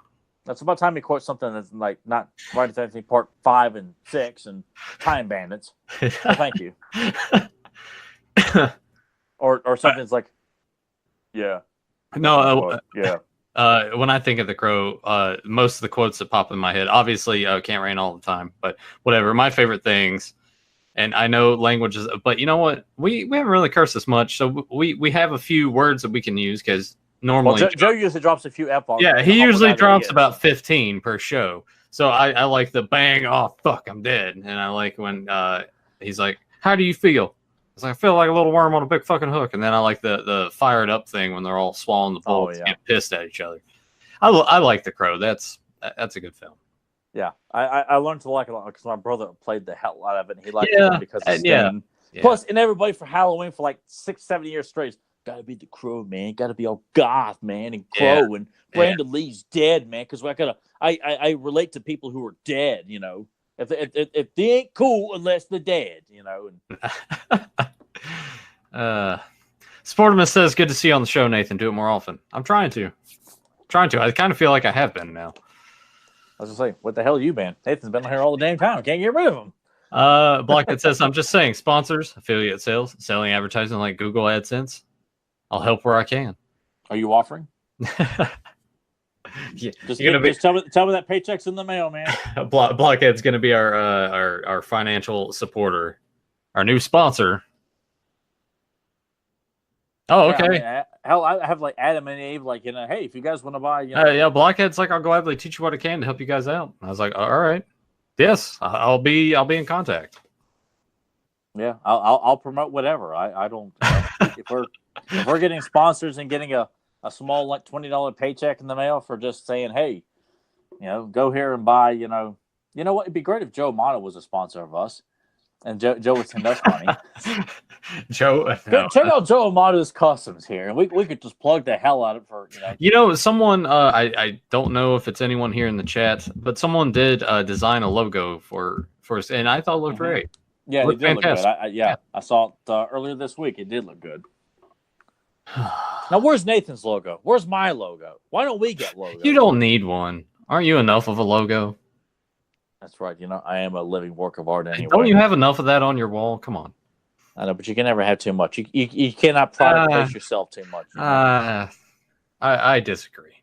Well, of course you would. You wouldn't be Nathan. I don't think I see any more questions. Are you guys done asking me questions here? Wait. A JSP. This is in regards to The Crow. Did any of you guys see the deleted skeleton cowboy scenes? I did. It's an interesting idea. I think ultimately being left out didn't, maybe had been for the best. Because I feel like maybe that was. It's already supernatural enough with him coming back from the dead. Kind of having that there, it may have been too much. But I like the idea of it. I thought the look of him was cool. If you guys got anything else, Tyler, I didn't get a chance to talk about this on Retro. You want to give your thoughts on the Ghostbuster teaser? I know there wasn't much of anything, but are you kind of excited? For me, I am, but at the same time, I'm like, Harold Ramis is gone. This should have happened 20 years ago. That I feel like the ship has sailed to a degree. Now, I like the idea because I did see reports of potential storyline stuff that it might involve kids, and I'm like, if you're gonna that's where I'm like, oh, well, if you can do it in a way that sort of mirrors like that Amblin style, like E.T., Gremlins, Stranger Things, Goonies kind of vibe, then I'm for it. But if it's going to go any other direction other than that with the kids, then not so much. So what are your opinions from that teaser? Are you kind of stoked for it? The teaser I was pumped with, then I found out about the kids stuff. I feel like, look, there's no way they're going to capture like the Stranger Things aspect of it. I just kind of feel like they're going to try and mass market it to kids who are just so they can throw out social media terms and get them in because they're just moronic. I mean, I would really like to think that. I mean, just because it's is it Jason Reitman? Yeah. I mean, just because his father was Ivan and who did Ghostbusters, like, doesn't guarantee this is money in the bank. Right. However, I'd like to think that Ivan, would have a heavy influence on him. And the trailer was an homage to, with Elmer Bernstein's score and everything and the sound effects. It was definitely about as far removed from that piece of shit, Paul Feig, whatever the hell his name is. Paul Feig, hipster douchebag version of Ghostbusters. So, but with the kids, I'm like, because in general, the kids stuff that we have liked, like Cobra Kai, Stranger Things, has all been done outside of the Hollywood system. These were all done on streaming services, not in a Hollywood film, which makes me feel like Hollywood still doesn't know what it takes to write kids in a very likable manner, which makes me worry that I don't care who's involved with this film, that they're going to write the kids is just getting on your last damn nerve. Yeah. And if it's going to take a place in modern day, that scares me. Yeah. Well, we're still, it doesn't come out till summer 2020. So there's still. But I will be optimistic until I start hearing like, hey guys, we've cast Justin Bieber to play one of the goofball kids in the movie or some shit like that. No, I'm just saying something outlandish like that, where you feel like, okay, you guys clearly are not about trying to, So, plus, you got to remember too, Sony's still behind all this. Yeah, Sony does not have a good track record. No. So you guys don't hold your breath. I'm going to be optimistic until I see a little bit more about it, but. I was excited to see that trailer. I really was. Yeah. And then I saw the kid stuff. I'm like, oh, God. Yeah, it was just a lot of stuff that dropped this week. John Wick 3 looked great. I still tell you what I said in my text. I worry about Halle Berry just because she's iffy. Poison. She tends to bring down whatever. But it looked good. I like that scene where he's on the bike and there's like a V formation of other guys and they all draw their katanas out. It's like he's taking on Yakuza Mob or something like that. Yeah, no, it should be good. I hope so. Oh yeah, and the first two have been great. I expect nothing less from this one. I'm not gonna ask you really. We'll skip Spider-Man because I already kind of. Yeah, it looks. It's a Marvel. It's a Marvel film, so we already. Yep, it's gonna be the number one comedy in America. Because that's what they're going for. Yeah. Fedmon says, okay, Tyler, you'd be willing to model Adam and Eve thongs if we got sponsored by that company? Do you guys really want me to model Adam and Eve thongs? It might bring ratings. Might get some laughs. If Joe promoted it, maybe. We have to get the word out. You're still on that, huh? Because, Just let it go, man. If I was asked by Adam and Eve, which I sincerely doubt they would ask us on a He-Man podcast. We're gonna need you guys to model thongs here to get the word out. I'd wear it. Well, I mean, of course, Nathan would do it. Just don't flag the video or anything. Yeah. Inappropriate content. I would have to check that box. It'd be like, this is mature audiences only. Yes, and you would have to stop watching this with your children. The few that you do. Yeah. But for a decent paycheck, I would. For a good payday, you'd whore yourself out. It wouldn't matter, right? It depends. Yeah, on the He-Man podcast at this point, if I can get paid for it, I'll put on a thong. Yeah, why not? Yeah. All right. Well, I guess let's go on that note. Let's go ahead and wrap this up. Tyler, you got any recommendations? Things you want to tell the people to check out? I feel like I had a couple of things. I mean, Kevin. I don't know if Kevin's still here or not. He may have got mad because there was no Chris Pratt references tonight. Yeah, we didn't bring him up once, and once again, you said his. Oh wait, you know what?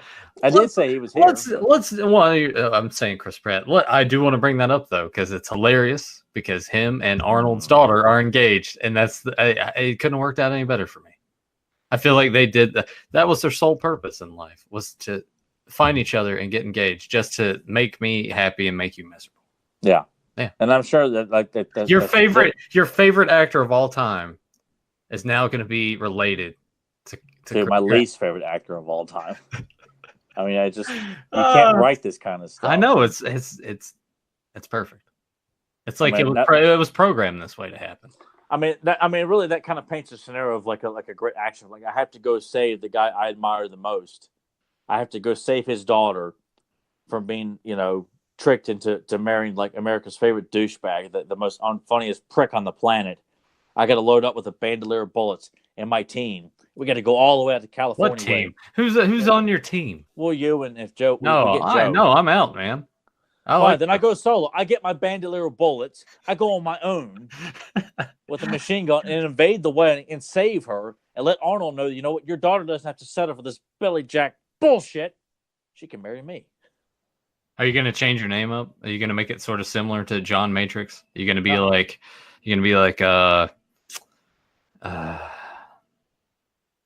fuck it. We'll do the Carlin thing. Biff Webster. You're going to be like Chuck Steak? Any of those guys? How about Butch Beef Broth? Oh, okay. Yeah. We're going to go some Red Brown on here. Yeah, or some slab squat thrust. Bob Johnson. Dirk Hardpeck. There we go. Dirk Hardpeck. That'll be my action. Oh my God. Yeah, that'd be great. I think it's hilarious. I already told Tyler when they get married, obviously there will be a picture of like Chris Pratt and Arnold standing together. I want to find that picture and just find a way to superimpose it on every episode of Fans of Power going forward. I'll make it my Facebook cover on Facebook. That'll be my cover photo. I'll find a way to hack into Tyler's account and change his cover photo and his profile picture to that and make it to where he can't change it ever. And I'll just disappear. I won't be on the podcast. I will just have gone into seclusion. I'll have to wear a Joe Amato mask because I just don't want people to know where I'm at. So I can hide incognito and make it all the way out to California and just take out Chris Pratt. Oh, my God. Put a gag in his mouth, throw him in the trunk, throw away the key. And someone will listen to this and be like, I can't tell if he's like serious or not. We might have to call the local authorities. Yeah, and I'll show up on CNN and they're gonna think I'm some sort of deviant or something like that. Hell, I don't know. Some deviant. I like how you just say it all nonchalant. Some deviant or God, people just can't. It's like they just can't wait to have people arrested for just nonsense. Well, I mean, if that were the case, Nathan would have been arrested a long time ago. Well, true. Very true. All right, Tyler, any recommendations? I will say check out Kevin Sharp's artwork. He's taking commissions right now. So if you have a kick-ass idea of something He-Man related, Marvel DC related, Thundercats, G.I. Joe, Batman 89. He loves Batman 89 just like I do, me, Nathan. He will take your ideas and thoughts and put them on paper. You can cross over whatever you want. He'll make it work. He's got beautiful artwork. It's all on Facebook right now. We're on DeviantArt. Check out Axel Jimenez's artwork. Check out Capes and Commentaries, the weekly podcast me and Nathan do for commentaries on classic 80s and 90s action-oriented cartoons from Batman, X-Men, Ninja Turtles, Rambo, Brave Star, Transformers. Cops. I mean, we just Dino Riders. We've covered all kinds of action. I always like when you talk about that, and it's like a few words come out for the rest of your sentence, and then you remember another thing that we've done. Yeah, because I just feel like if I just say Batman, like that's it. Everyone does Batman. It's like, no, we get specific here, people. We're not just doing the cookie cutter stuff. We're getting we've covered a lot so far, and we will continue to broaden our horizons with that and cover more because why not? Some of that stuff. A lot of people know some of it needs to be revisited and have that love thrown their way. Yeah, just an awareness podcast. Let everyone know, hey, there's a lot of great shows out there, regardless of what some prick on YouTube is like. Hey, man, Cartoons at the Edge were all like lame, and they were like gay and stuff. It's like, no, we're here to denounce those morons and say they're full of shit. So Blockhead does ask, are we still planning to do the Batman 60s movie? Yes. Yes. Of course. Yes. Of Absolutely. Course. Yeah. It'll just have to be on another weekend where I'm not working overtime. We can have the time to do a full length feature. Which may be with the following weekend, because I'm going out of town next Saturday for the day, so we're going to do Capes and Commentaries, which would be Rambo, episode of the Rambo cartoon next Sunday. Right. So check that out. Check out Beyond Retro. Me and Nathan did commentary for the 1986 Fly. If you like the Fly and just want to hear guys talking about their appreciation for it, check it out. It's on YouTube right now. And Beyond Retro podcast in general. It's we talk about if you like what we have to say about He-Man, you should like what we have to say about. Well, you might John like Carpenter what I have film. to say. Tyler, on the other hand, you might say, yeah, that guy. Well, because we know how you're sympathetic and people like you because I'm the aggressor. You're the you're like the you're the blowhard asshole. We've all I am. That is me. I wear that title proudly. But all that stuff that Tyler has mentioned, all the links are down below in the description. So feel free to click on that and click on all that stuff. Download us on iTunes or Podbean. And I want to suggest, like we do with Retro and Capes and Commentaries, you guys that listen to us on those audio platforms, head on over to YouTube at youtube.com/fansofpowerpodcast. Give us subscribe, ring the bell so you get notified when we go live every Sunday at 9 p.m. unless anything changes. And that's why you need to ring the bell, as Joe always says. Because there might be a different day. We might do it on a Saturday. Might do it on a Thursday night. I can't see that happening anytime soon, but you never know. Anything is possible. Anything's possible. Come up and, like if I couldn't make it and Joe, I couldn't make it due to, his personal business, we probably wouldn't do the show at all, or we would rearrange to maybe do it on a Wednesday night. Who knows? Or no, we couldn't do it. We can't do it anyway anytime during the weeknights. Well, you never know. I might get off early from work and just be like, "Hey, you guys want to do a show?" And they'll be like, "No, I'm tired." All right, that would be me. Joe would be like, "Sure, man, let's do it." Yeah, when Tyler brings up Beyond Retro, go over there and check that out and subscribe, because I do some video game streams, a lot of late night ones, a lot of drunken ones. It's kind of been the theme as of late. Mostly the latter. But there are sober ones too. But I'm just saying, most of the time I stream video games, it's the weekend. I want to relax, want to have a good time, have my drinks, get tipsy, tell everybody I love them and everything. And I think once that channel gets some more subscribers, I can start doing some more stuff. It's like, hey, here, we're gonna live stream. Here's Emily making cookies. I don't know, something. Anything, a variety of things that we can do. But also, I want to say, check out the link for Joe Motto's mask. If you want your own Joe Motto mask, there's a link down there. You can take that, download the file, print it out, and there you go. You can be Joe Motto. Because who wouldn't want to be? Check out his t-shirts. Hit him up for a custom.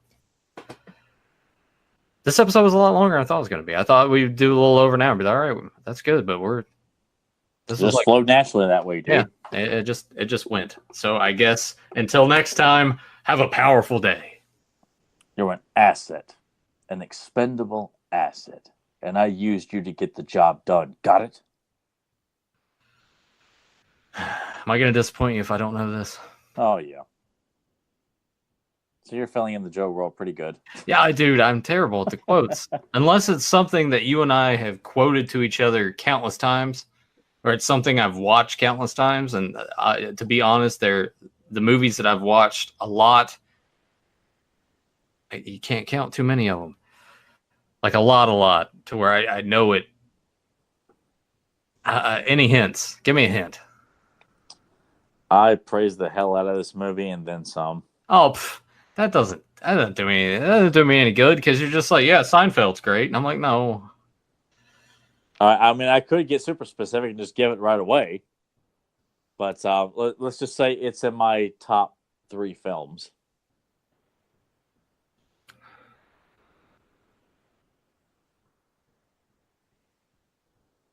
Come on, Brad Dourif.